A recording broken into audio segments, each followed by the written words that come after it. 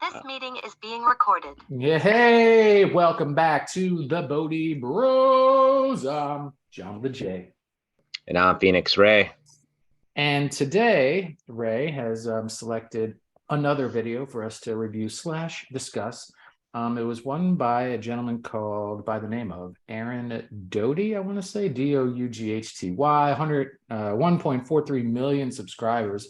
So this video got a lot of traction. So that made it interesting for us to consider. It's called 3 Things You Agreed to Before You Were Born. And then in parentheses, you forgot these. Okay. Well, before we dive in, Ray, I'll just briefly give the helicopter overview of what those 3 things were, and then we'll just start talking about it. Yeah. The 3 things that allegedly we forgot and we were sent here, we agreed to come here to remember, to reveal, so forth and so on. Number 1, you are an immortal spiritual being having a temporary human experience. Number 2, all meaning in life is fundamentally mutual. We'll get into that. And 3, there's a certain hallway we all agree to go down, aka a life purpose. So we choose one before we incarnate, and the hallway is this life path. Ray, let's talk about this video. What do you got? I mean, generally, I agree with a lot of what he says. I like that he says when it comes down to the number 1 about that we come with this veil of forgetfulness of our true nature, of our deeper sense of self, and then basically we meet these challenges which force us to go inward to discover whatever that is within us, and that sort of sets that out, that we kind of have to come with this forgetfulness in order for it to play out the way it is. One thing that I thought was interesting, that he says that he believes that we pick out our parents before we're born. Now, I don't know if that's who knows if that's really true, but it is interesting though that it does seem like a lot of spiritual people, a lot of people I know are usually the black sheep of their family. Usually there's some sort of family issues that go on. So I wouldn't be surprised at all if that was true. I mean, who knows if we actually do pick that out, or if it's somehow the universe or how our karma plays out, that it's sort of selected for us. I don't know how much choice we actually have in that, but yeah. And gosh, I'm all over the place with this one, and I've watched it 6 times this morning because I didn't watch it all week, and I was like, all right, I'm gonna watch it. And then I watched it again, and I dissociated 2 or 3 times, and then brought myself back. I'm like, rewind, start over. But just to the few things that you mentioned so far, I don't want to get all over the place, which is where my brain's currently trying to take me. The whole amnesia thing, he does clarify by saying, and this was a point that I connected to that I kind of liked, was that we're not born necessarily with this amnesia as infants, as babies, as children. We come with the knowing. It's the things that happen to us and the things that we are programmed by that make us forget all of that, right? And then we spend life trying to unravel that thing that's been woven in front of us so that we can start to see ourselves again through that all. So I did like that. And that goes hand in hand with the whole parent thing that I know a lot of people probably have resistance to, because you're like, no, there's no way I chose this disaster. Like there's no way. Why would this help me? It did nothing but hurt me. But the more you explore that, the more that you accept it and allow it for it being part of your story. Maybe you get to a point of seeing how ultimately it did serve you in the highest regard to get you to today, and what you know today of yourself and how you want to move forward with your life. I don't know. Yeah, that could be a tough one for a lot of people, depending on how much trauma and the level of trauma that they had growing up. That's definitely a tough one for some people to accept that why would I choose this? Why would I go through this? Yeah.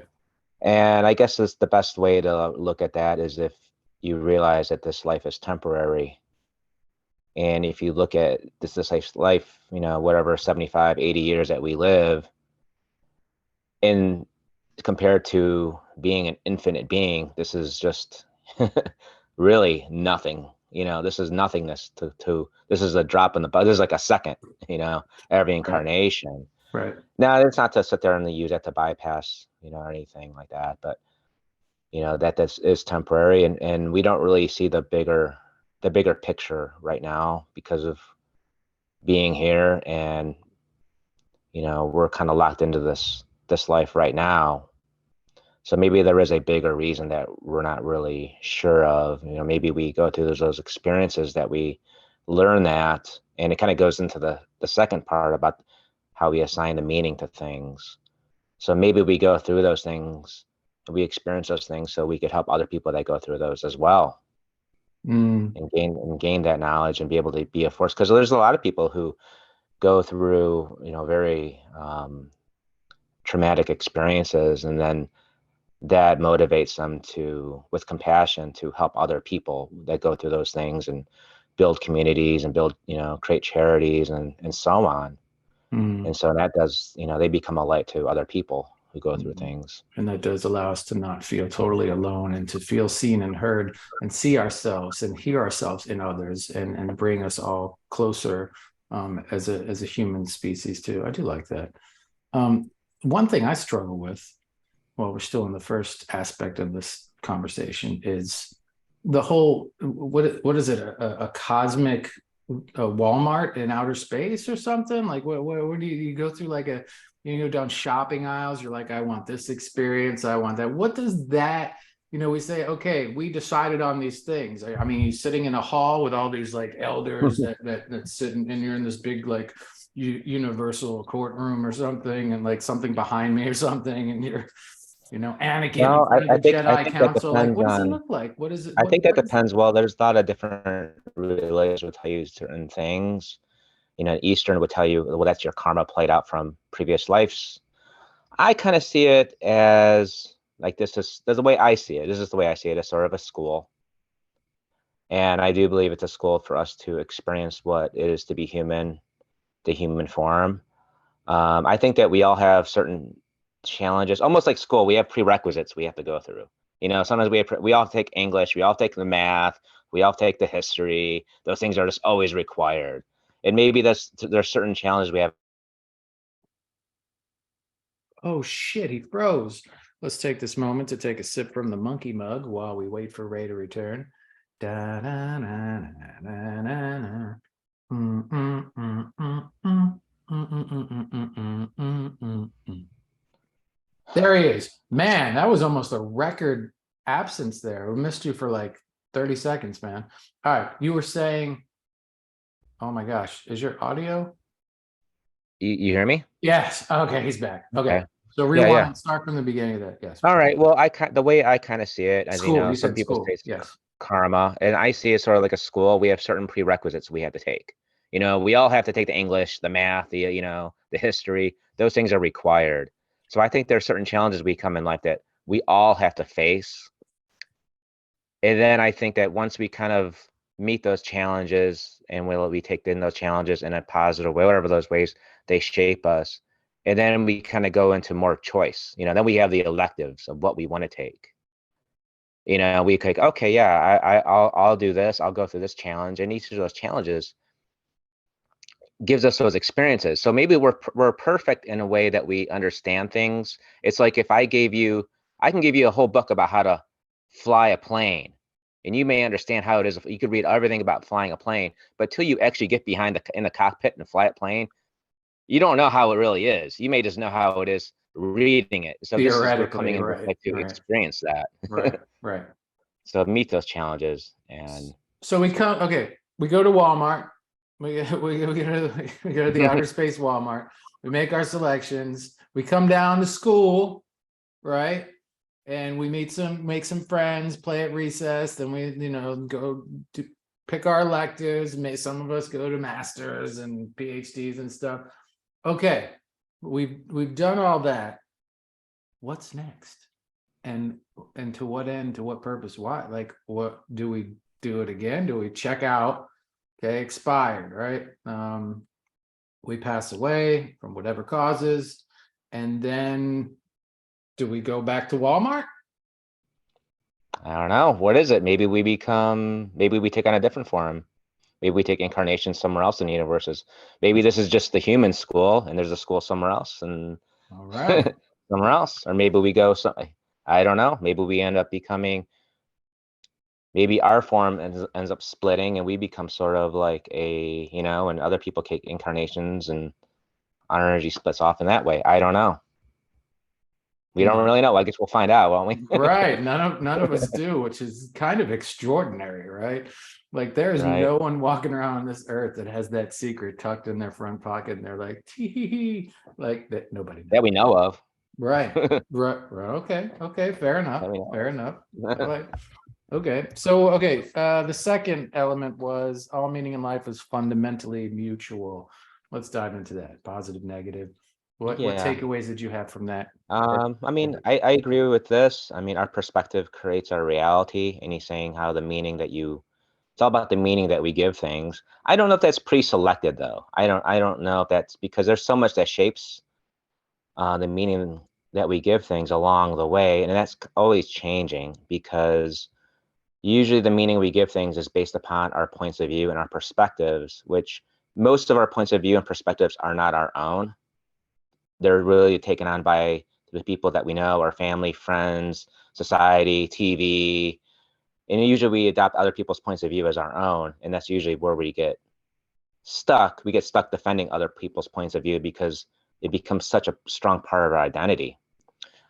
I do like though how he talks about the positive and negative, how the positive things is seen through as integrative, and how negative experiences is something that creates separation between us. I liked how he said that. Yeah, that I was wondering if he was flirting with a little bypassiness at first. But the nugget that I extracted from that was that he said, not in his exact words, these are my words. He said, let me grab my microphone here because my air conditioning just kicked on. I don't want to battle with it. Enter Barry White. It's so loud. All right. He said that when something negative comes up that we want to label as negative, and be careful with doing that, but like it just feels not on the happy positive side. It just feels a little heavy, disturbing, whatever, right? Fill in the blanks. To just be an acceptance and allowance of it. And he says, introduce a positive not feeling to it, not trying to change it, but taking something positive that you can attribute to it, and that could be as simple as, this is just another learning part of this school environment and part of my journey, and it doesn't feel that great right now in the moment, but ultimately this is serving me, and I'm blessed with the experience of being able to go through this.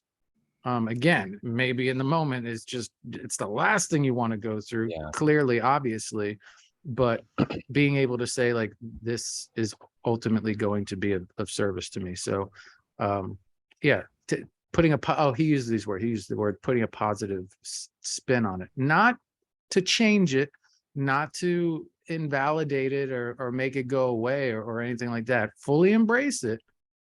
But again, I think it's that perspective that you were talking about too. Yeah. Like, yeah, this sucks. This is just a part of my school, my journey. Yeah, I think what he was trying to say is look at the positive in it as well. If something comes up that's negative that you don't like, see the I guess in a way, see the bright side of it. Maybe it's something that we're going to learn from. Maybe it's something that we shouldn't judge right away because we judge things immediately as good and bad. And think how many times where something has happened that you judge bad, but in the long run, it ended up being very good. Right. And that creates the separation and that's where he reeled me back in, as far as not being like just bypassing and being like blinders, perpetually positive Pepe, here we go, everything's good, I can't have bad in my life. That's just not realistic. It's not the human experience. Was that, he said, and you touched on this, if you label things negative, you're creating separation, right? And same thing if you label things positive. But if you accept everything as it is, as part of our experience, that's integration. That's making your life less painful, I think, too, because you're releasing resistance. Yeah, definitely. And then I think he says something that he's been getting good results in life by seeing the positive in everything, seeing that positive and seeing it as it is. But when you see the positive in a situation and not just all negative, maybe it's a learning experience, it seems that you kind of attract more of that into your life. Yeah. Or you manifest from that, because you're not just seeing it as, oh, that's crappy, that's crap, oh my God. And because that puts you in that negative state. Yeah. Where you're just allowing it, and you're kind of maybe not totally judging it one way or the other and seeing the good in it. Maybe that's why you attract and you allow for new energy to come in there, and that's why you able to manifest something new. I think that's the slippery slope too, when you start diving and delving more deeply into the world of shadow work. Like you can get caught up in that program and perpetually just be introducing one of these experiences after another, if you're not taking yourself through the entire process and practice of integrating these things, right? And just being like, oh, right, I've opened the door to Pandora's box of childhood trauma and all the shit that's happened. Man, this is going to take me 20 years to sift through it. Maybe, but I don't think it has to be that way. No, I don't think so either. For me, admittingly, I was swimming through a sea of shit for a long time, and I'm like, oh, this is the worst. But I don't feel like I was armed with all of the resources that I needed to understand how I can process these things and how I can sift through the sludge of this all and still allow my life in the present to allow my life and myself to be present in my life, right? Yeah. Doing shadow work is sort of, if you're not really prepared and really, you kind of almost have to be anchored, and part of you has to be anchored in that light to begin with, I think, in order to do shadow work. Because if you're going into a cave and you have no light, you're not bringing a flashlight in with you. You're just going into a dark cave with nothing. It was like you're gonna get lost. It's gonna suck. You're supposed to bring the light with you down there. That time we went to Disney World, my brother and his friend, we got really, really stoned, right? And we went to Tom Sawyer's Island, and there's caves. I got so lost in these caves, man. I'm passing like 3 and 4 year olds, and they're all like, I'm the one crying, shaking in the corner, man. They're like laughing at the 20-something-year-old guy. I really got lost. There was no light in there. I was lost. It was hilarious. Another longer story for another day, but I was a human. I became a human pinball of panic. Oh man. All right, the last thing was there's a certain hallway we all agree to walk down, our life's purpose. Our life's purpose. Yeah, I think so. I don't think our purpose has to be something totally grand, like something huge, like you see in the movies, where it's like, a lot of times we come up with these huge expectations of our purpose should be, but that doesn't mean it's not important. Some of it's, just to, I think our purpose, for at least for everyone, is to awaken to that depth of who we truly are, to awaken to that. And then after that, we have, I think Eckhart Tolle talks about that, the inner purpose and the outer purpose. And our inner purpose is to awaken, and then our outer purpose is however that manifests, that trueness of being, which is more individualized, how that kind of comes out. Our true purpose. Something stuck in my tooth. You got it? Yeah, I got it. It was just bugging the crap out of me. That was your purpose. Yeah, it was. I'm done. Mic drop. There you go. So I think we have an inner purpose and an outer purpose. Oh, And explain. however that Can is. can you explain that? I would say that our inner purpose is to awaken to the depth of what we truly are, as spiritual beings, and realize the illusions that we've been caught in, the illusions of ego. And then what happens is once we awaken to that, then we kind of bring that outward and we express that. Our true expression of being comes out. And however way it manifests is going to be up to each individual. Some people may take that and use that in their artwork. Some people may use that in their parenting. Some people may use that in whatever profession they do, or however that comes out, however that manifests is going to be unique to each person. But I think originally we have that inner purpose of awakening to that sense of who we truly are, because without that, then most of the time the ego's purpose is usually, we're coming from the ego's purpose, which is the ego's purpose is usually something to fill a void that's usually caused by trauma, or usually do something to become important, special, which is nothing wrong with that, but it's usually unfulfilling because it's coming from a very shallow place. It's not coming from the depth of our true being. Right. And I actually think that we kind of go through cycles in life where we're more inward, and then we become more outward. And I even think that comes in like in our past lives too. We could have a life that's very more inward based, and then a life that's very more outwardly based. I like that. I'm trying to take a moment to think about where I am presently on this journey. Like what chapter of this school that I'm presently working my way through. And I think this is just in the moment here, but I feel like it's like I'm not in that dark cave anymore, right? But it's the path is still a little blurry as far as what that purpose is, because every time I feel like it comes into focus,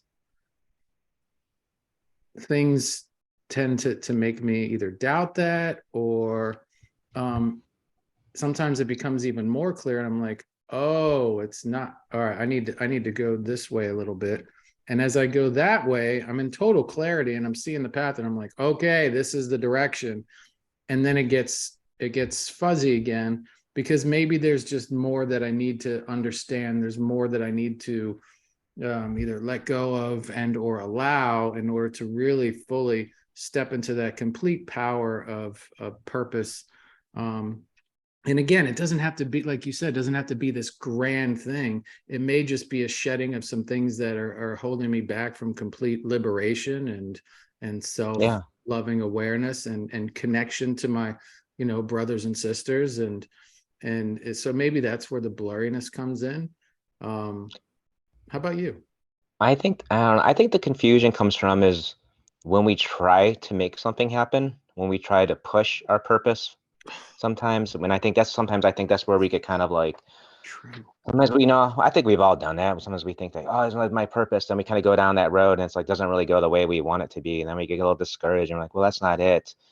I think sometimes we kind of just have to let go. And I think that purpose I think as long as we're opening our heart, practice opening our heart and connecting within and just being, I think that purpose will just manifest itself.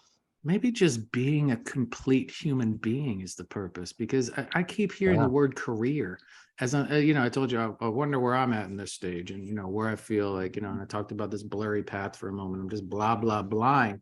But ultimately what's attached to that sounds like what you were saying is ego, and like I have to be this thing, like, okay, let's throw some words on it. And I think that's a forcing. Like you said, we're not born into this life. He's a writer, you can tell. And if you go up to that Walmart and check his paperwork, I guarantee he signed up to be a writer. As babies, we're just being we're just being babies. We're just being humans. And then we go through all these programs or whatever, right? We go through the schooling, we undo the tapestry of the matrix of the lies, deceit, manipulation, blah, blah, blah, corporate America and all the make everyone a consumer and a soldier shit. And then we have our awakening. We become whatever, actors, teachers, we leave maybe the shackles of some job behind and we walk into an entrepreneurial thing of sorts, or maybe some of us don't, where we work in public service, blah, blah, blah, career. It doesn't define me. It's just a thing that I do, right? Because then what do, Ray? We retire, right? That doesn't mean we die. So once you're done with your career, is your life purpose over? No. Right? For some people, shit, man, they got another 40, 50 years. That could just be the beginning of their purpose. Or maybe there's multiple purposes we're here for. But if we pollute things too much, which I'm certainly guilty of, as you've just seen, I've blurred my path and changed direction a zillion times. Maybe it's just to be completely and allow ourselves to have an entire human experience. Maybe our purpose is just to be yourself. That would be and cool. It's simple as that. Right.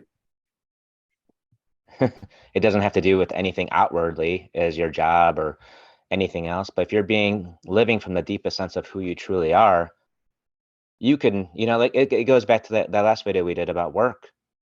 You could be sweeping the floors, and you could find fulfillment in anything that you're doing when you're present with it. And your perspective changes. You're not doing that job because, I'm just doing a job just to get a paycheck, or I'm just doing the job because I want to move up and, do this. And I think sometimes that with the media and everything, a lot of times they give us a false image of purpose. That image means starting your own business and becoming a multimillionaire. That's usually when people purpose, that's usually for some reason that usually kind of comes up. And I think that's part of the programming in this world, that somehow we have to be this, we got to be the next Elon Musk, or we got to be the next Bill Gates, or we have to be this something, and that's, oh, wow, that should be your purpose. What? Your purpose is just working at a store? Your purpose is just doing that and just being a parent?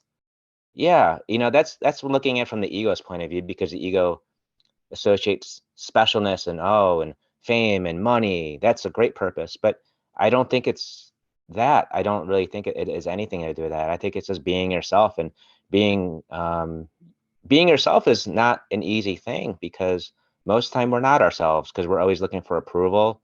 We're fearing judgment. We're holding all these other perspectives of other people's, Sure, as our own. So how many people are really being themselves? And I think at the core of it all is love, right? Yeah, I mean, I know because it sounds you are cliche. loving awareness. Right. I know we like to sprinkle that shit on everything, folks. At least once an episode. It sounds basic. But I mean, at the root of it all, if I'm allowing myself to just be me, if I close my eyes and take myself to the earliest memories of innocence, of me, of joy, of connection, man, it's radiant love, dude.